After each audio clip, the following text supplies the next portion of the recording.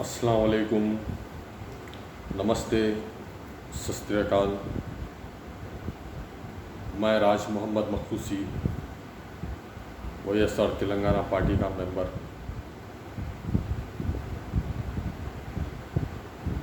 आज ये वीडियो बनाने की वजह है, जैसे कई दिनों से आप लोग सारे तेलंगाना स्टेट के लोग देख रहे हैं कि YSR तेलंगाना पार्टी लॉन्च हुई है YS राजशेखर रेड्डी जी के नाम से। इसकी पार्टी की चीफ YS शर्मिला रेड्डी जी हैं और उन्होंने जिस तरह से अनएम्प्लॉयमेंट यूथ के लिए दीक्षा बैठे, फिर उसके बाद वो दीक्षा को कंटिन्यू करते करते फिर 20 अक्टूबर से प्रजा प्रस्थानम पद यात्रा शुरू करे हैं, जिसके 6 दिन मुकम्मल हो चुके हैं। आज डे 7 की बारी है, जो कल सुबह 9 बजे प्रजा प्रस्थानम पद यात्रा डे 7 शुरू होगा। मैं तेलंगाना की और सारे हिंदुस्तान की आवाम से रिक्वेस्ट करता हूँ कि वो इस पद यात्रा के बारे में मालूम करें। ख़ास तौर पे तेलंगाना की आवाम से मैं गुजारिश करता हूँ कि इस पद यात्रा में ज़्यादा से ज़्यादा लोग आकर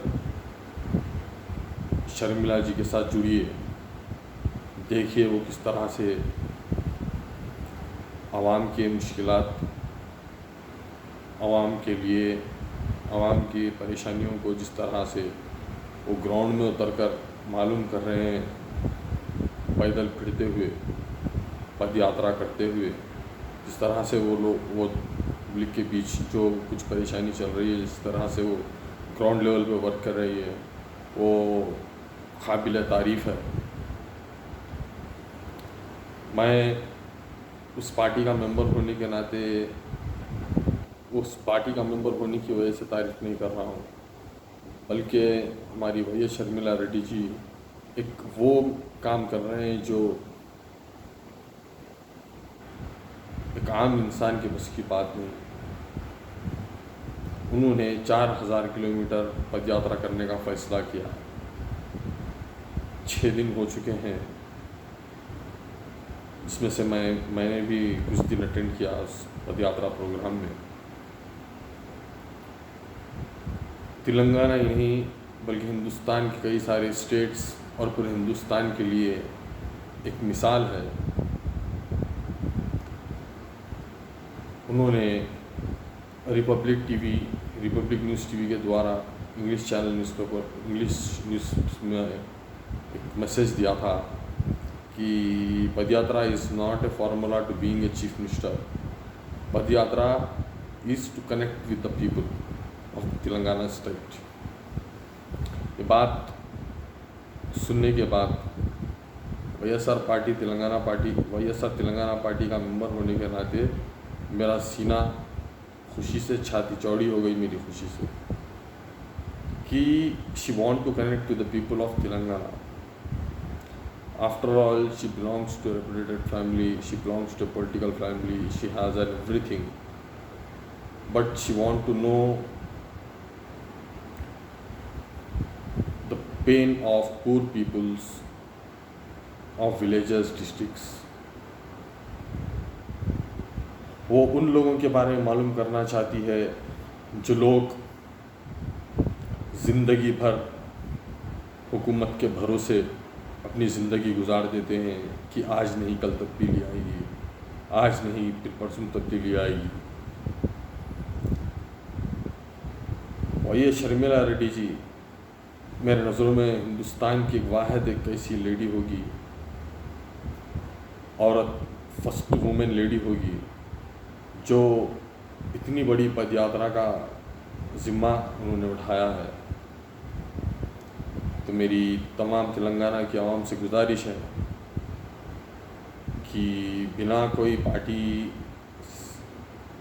ये बात पार्टी की नहीं है, ये सिर्फ बात YSR तेलंगाना पार्टी की नहीं है, ये हर पार्टी के नहीं, ये हर तेलंगाना स्टेट के पब्लिक के लिए एक मैसेज है कि लीडर बनने के लिए पब्लिक से कैसे जुड़ा जाता है, पब्लिक की किस तरह से पब्लिक की परेशानियां मालूम की जाती हैं, उसके बाद पब्लिक के प्रॉब्लम्स को सॉल्व करने के लिए जब इलेक्शन कंटेस्ट किया जाता है और इलेक्शन जीतने की वजह, इलेक्शन में ठहरने की वजह वो होती है जो एक 4000 किलोमीटर फिरकर जिस तरह से मैडम ने पब्लिक की परेशानी मालूम करेंगे, उसके बाद वो तहे दिल से एक दिल लगाकर जब इलेक्शन लड़ेंगे तो उनके हमेशा दिमाग में यही आते रहेगा कि मैं किस तरह से पब्लिक के काम आऊँ,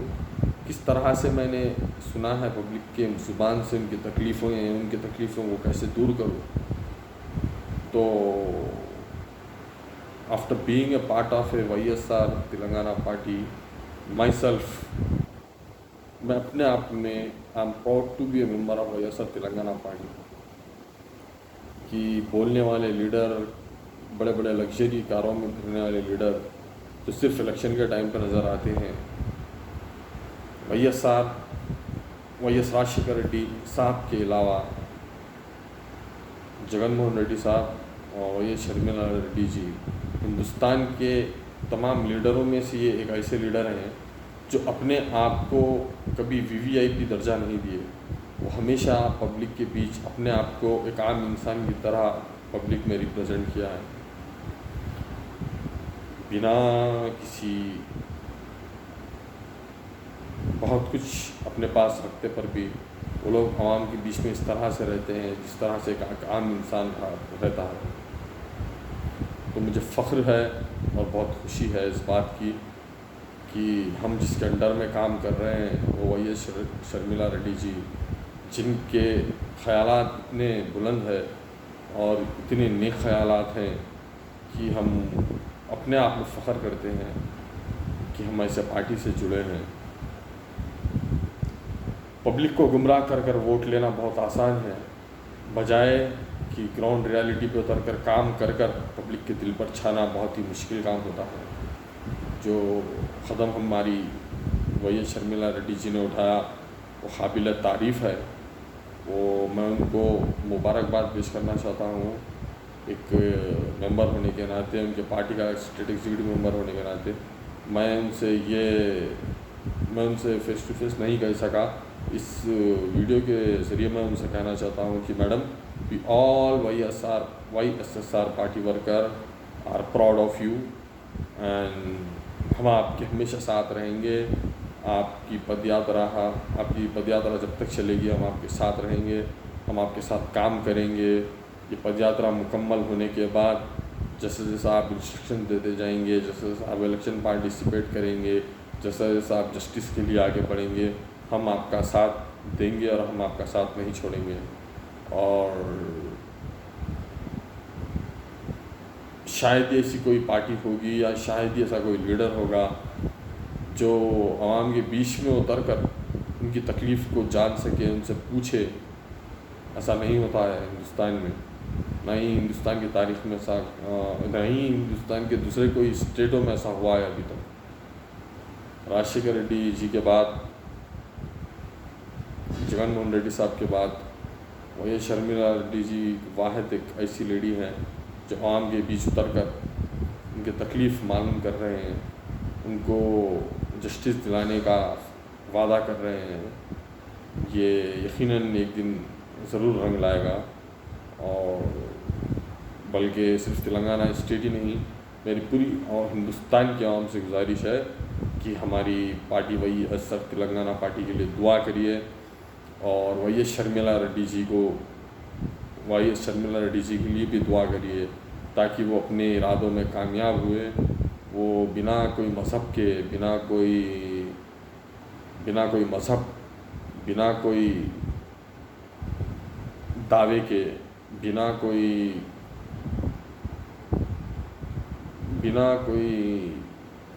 किसी मुनाफे फ़ायदा या नुकसान के बुनियाद पर वो इतना बड़ा क़दम उठाए हैं कि वो क़दम काबिल तारीफ़ है।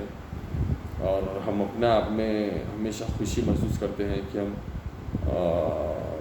ऊपर वाले ने हमें एक ऐसी पार्टी के साथ जुड़वा दिया है जो हक़ के लिए काम करने तैयार हैं। उनको पैसे की लालच नहीं, उनको इक़्तिदार की लालच नहीं, वो पब्लिक का दर्द जानकर उसको सॉल्व करना चाहती हैं। She is a real hero of politics. She is a real hero. She is a real leader. जो क्वालिटीज़ अब तक के हिंदुस्तान के बड़े बड़े जैसे कि हमारे महात्मा गांधी जी थे, मैं उनसे कंपेयर कर रहा हूँ। जैसे नेहरू जी थे, जैसे सुभाष चंद्र बोस थे, जैसे भगत सिंह थे, जैसे बड़े बड़े लीडर्स में जो क्वालिटी होती है वैसी क्वालिटी हमारे शर्मिला रेड्डी जी के अंदर है। मैं जज्बात में आकर नहीं बोल रहा हूँ बात। जब मैं मैडम को पदयात्रा करते हुए देखता हूँ तो मुझे ख़ुद यकीन नहीं होता कि इतना दर्द आवाम के लिए लेकर वो जब पदयात्रा कर रहे हैं, तो बिल्कुल मुझे यकीन है तेलंगाना की पब्लिक बिल्कुल उनका साथ देगी और उनको हिम्मत देगी। मैं ऊपर वाले से दुआ करता हूँ हमारे शर्मिला रेड्डी जी के लिए, उनकी सेहत के लिए, उनके इरादों के लिए। अल्लाह उनको कामयाब करे, भगवान उनको कामयाब करे, गॉड, जीसस, वाहिगुरु सब उनकी मदद करे और उनके इरादों को कामयाब करे, क्योंकि वो एक नेक इरादे से तेलंगाना की पॉलिटिक्स में ज्वाइन हुए हैं। ये इंतहाई हमारे वास्ते शान और फ़ख्र की बात है कि कोई पैसे की लालच नहीं, कोई इक़्तिदार का नशा नहीं, सिर्फ़ गरीब आवाम की मदद के लिए।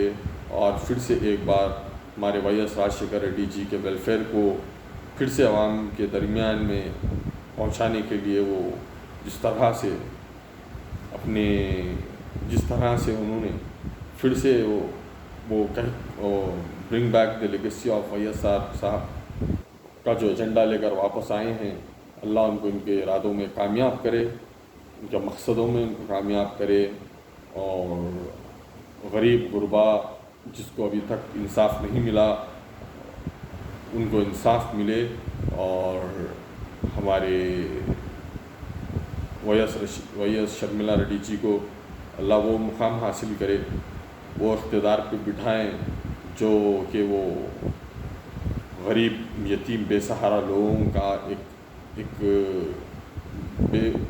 गरीब यतीम बेसहारा लोगों के लिए वो एक सहारा बन जाए और हिंदुस्तान में एक नई तारीख़ लिखी जाए। इक़्तिदार पर आकर गरीबों को भूल जाना, उनके हक़ को भूल जाना, सिर्फ इंजॉयमेंट करना, ये आज की लीडर ही है। आज के लीडरशिप में ये एक पार्ट होता है कि आप थोड़े दिन के लिए पब्लिक के बीच में दरमियान में रहकर वोट हासिल करने के बाद आवाम के दर्द को भूल कर सिर्फ अपने इंजॉयमेंट में लग जाना और बिल्कुल गरीब आवाम के तकलीफ़ों को नेगलेक्ट कर देना, नज़रअंदाज कर देना, ये आज की सियासत है। लेकिन हमारे मैडम के नेक इरादों को अल्लाह, भगवान, ईश्वर, गॉड, जीसस, वाहिगुरु सब पूरे उनके साथ होकर उनको कामयाब करे और हमें भी उनके साथ हमारा करियर बनाने का मौका मिले। और जिस तरह से उनकी टीम उनके साथ काम कर रही है, मेरे जैसे कई सारे नौजवान उनके साथ जो काम कर रहे हैं, वो वाक़ई काबिल तारीफ़ है और इंशाल्लाह हमें कामयाबी ज़रूर हासिल होगी। और तेलंगाना की आवाम से मेरी ख़ास तौर पे गुजारिश है कि ज़्यादा से ज़्यादा तादाद में आकर वाई.एस. तेलंगाना पार्टी जो शर्मिला जी अब पदयात्रा में हैं, उस पदयात्रा में आके शरीक होइए और हक़ के लिए आवाज़ उठाइए। वक्त आज किसी के पास भी नहीं, हर कोई अपने अपने परेशानियों में जूझ रहा है, लेकिन उसके बावजूद भी थोड़ा वक्त निकालिए।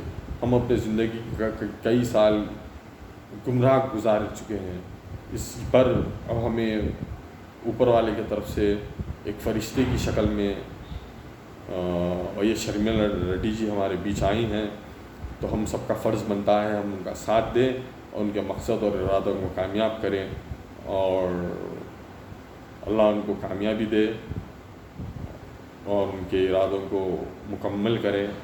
और गरीबों को हक़ दिलाए, गरीबों को बराबर उनका हक़ मिले और हमें भी उनके हक़ दिलाने के काबिल बनाए। मैं दुआ करता हूँ ऊपर वाले से, जो ऊपर वाला है, जो हमारे लिए खुदा है, किसी के लिए भगवान, किसी के लिए जीसस तो किसी के लिए वाहिगुरु है। मैं इन सब भगवानों से, सब जीसस से, अल्लाह से, गॉड से, वाहिगुरु से दुआ करता हूँ कि हमारे मैडम के इरादों को मजबूत करिए और कोई उनके बीच में आने वाले वक्त में कोई तकलीफ़ ना आए। ऐसे ही वो सिलसिला चलते रहे, ऐसे ही वो पब्लिक के दर्द को मालूम करते रहें और आने वाले 2023 के इलेक्शन में उनको चीफ मिनिस्टर का इख्तियार मिले। ये मेरी दुआ है और ये हार्ड वर्क ज़ाया नहीं जाएगा। इंशाअल्लाह हम लोग YSSR team Telangana party, YSR Telangana party की टीम मैडम के साथ जुड़े रहेंगे और काम के लिए हमेशा जुस्तजू में रहेंगे। तो खैर, मैं आप लोगों का वक्त बहुत ले चुका हूँ और हमारे लिए ख़ास तौर पे दुआओं की गुजारिश, और आप लोगों के साथ मुखातिब होकर बहुत अच्छा लगा।